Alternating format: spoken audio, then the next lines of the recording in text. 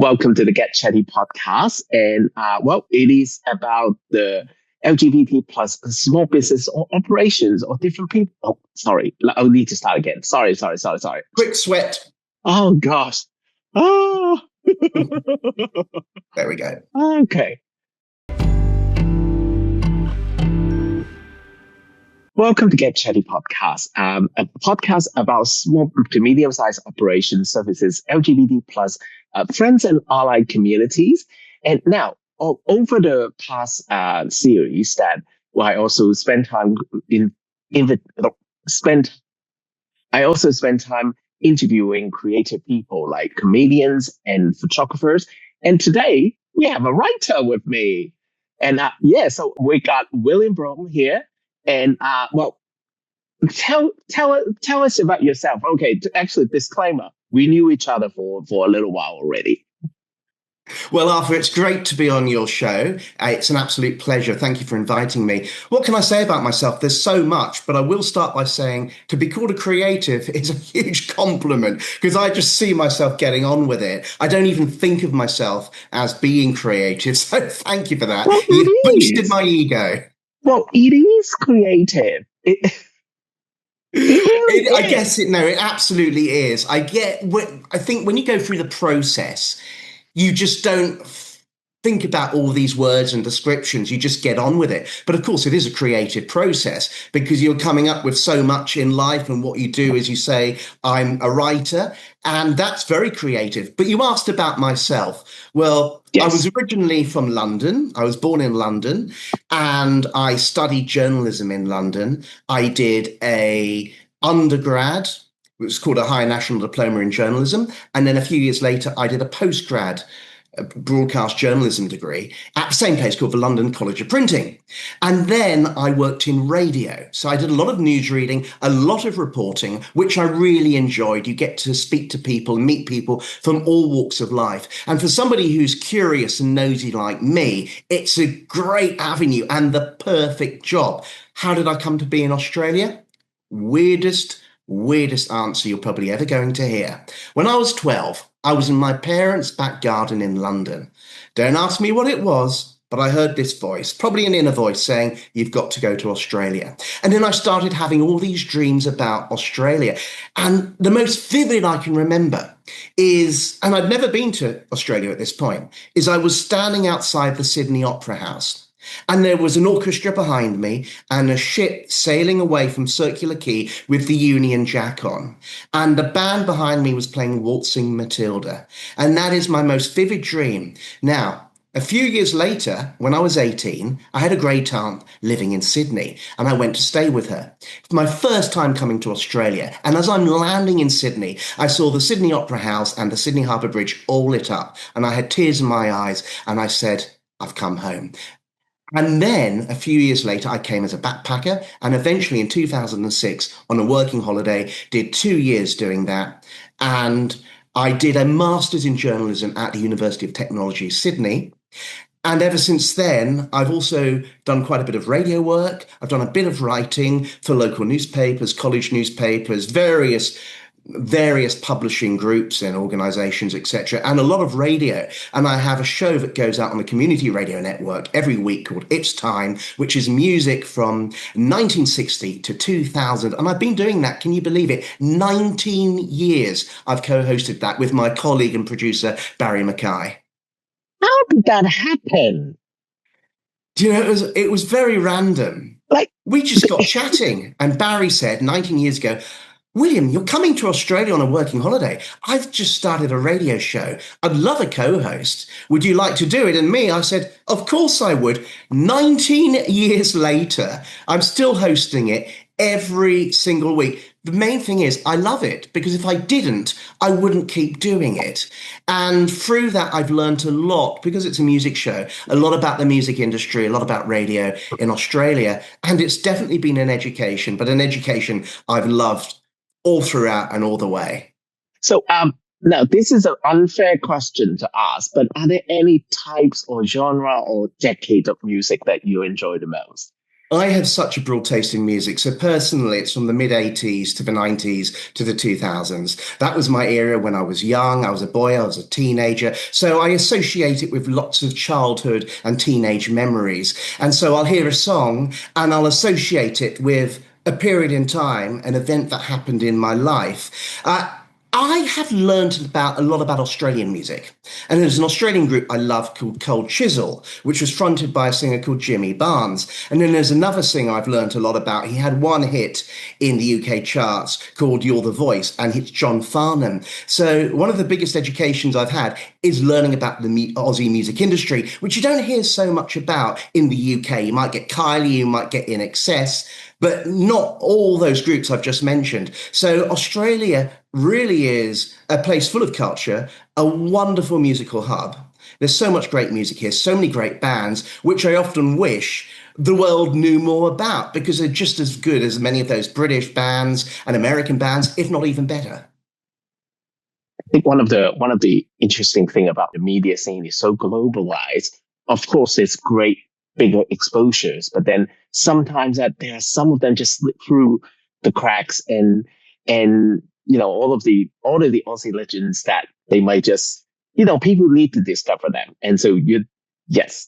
I think a lot of it is about who you know and being in the right place at the right time. When Kylie first went to the UK and Jason Donovan, they were in Neighbours, which was a huge hit over there. So right place, right time, the perfect timing. Jason Donovan's still going good, but look at Kylie. She's a Mhm. world phenomenon, an absolute icon.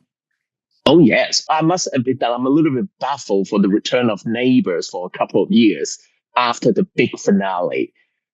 I, So this I is so funny, right? oh, So when Neighbours stopped about 3 or 4 years ago, I think it was 3.5 years ago, the ABC did a documentary about Neighbours, and had just arrived in London to see my family, and I was getting all these messages. They had featured me in the documentary doing a YouTube video from about 17 or 18 years ago oh in my it, god. and I'm talking from Ramsay Street, and I'm thinking, oh my goodness, I'm sure I must have signed a release form. I have no memory of it, but I'm sure I did. But I was just very happy to be in it, and I just couldn't believe that all these messages were coming through. And I was thinking, I didn't even know about this program, and I'm on it on the ABC. What could be better? So I was very flattered and very honoured.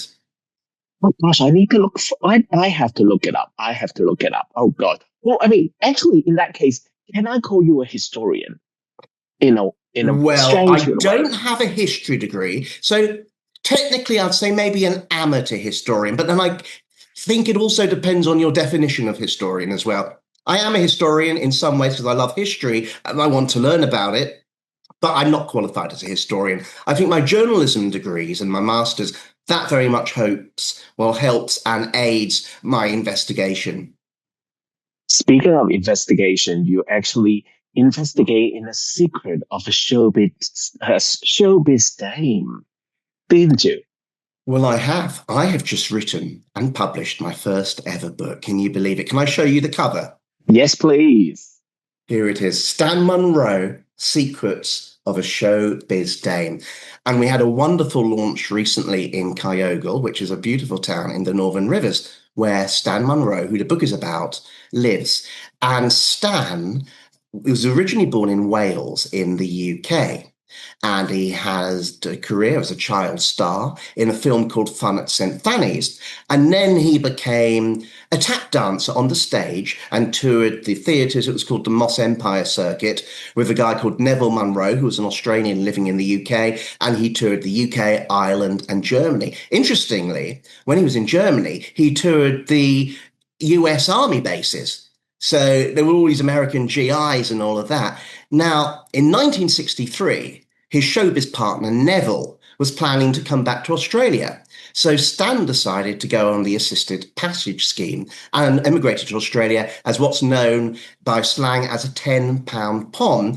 And then in Australia, he was taken to some drag shows in Sydney and realised he'd got a taste for the costume, for the dress, for the drag. So eventually, not long after, actually, a few months after he arrived, he joined a review show called Les Girls, which was a cabaret show.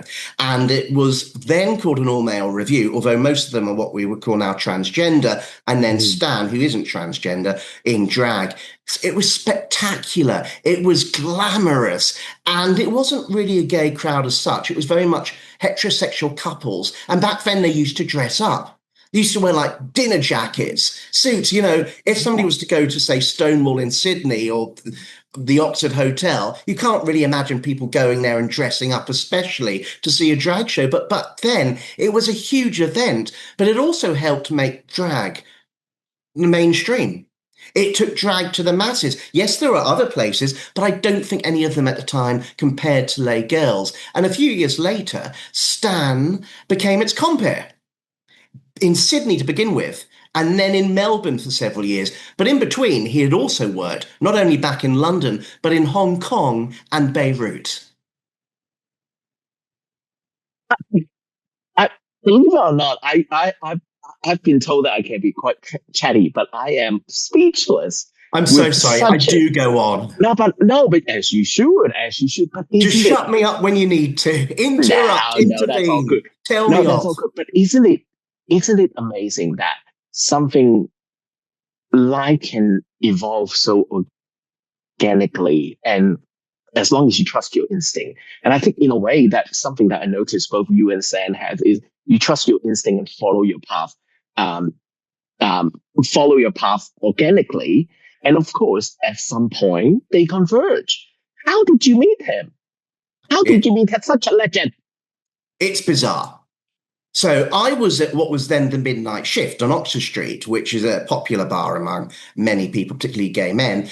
And there was a former member of Les Girls called Colin Windsor. And I took a photo of her performing. I put it on Facebook. And then Stan wrote a comment saying, I was in Les Girls. I'd love to write my book.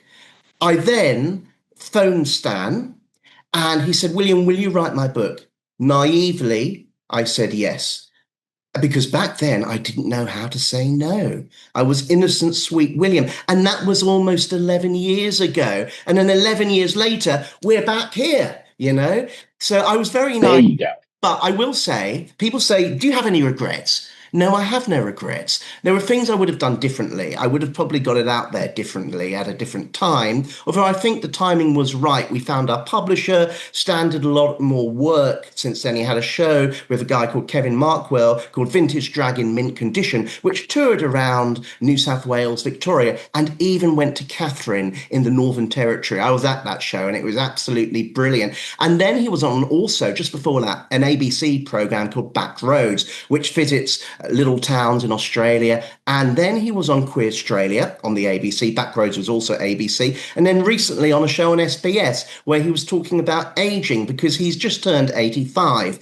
And like a lot of people, he is fully aware that people are not only homophobic, but also can be very ageist. Being a gay man in a small town like Kyogle, even though everybody is lovely to him, it can be challenging and it's easy to feel isolated. But what I will say is he loves his home of Kyogle. I've met many of the people in Kyogle and they've been so lovely to me and to Stan as well, and really supportive when it comes to the book. At our launch in, when was it? January. We had Genuine? Yeah. yeah, we had 150 people turn up. I thought it would be half that number.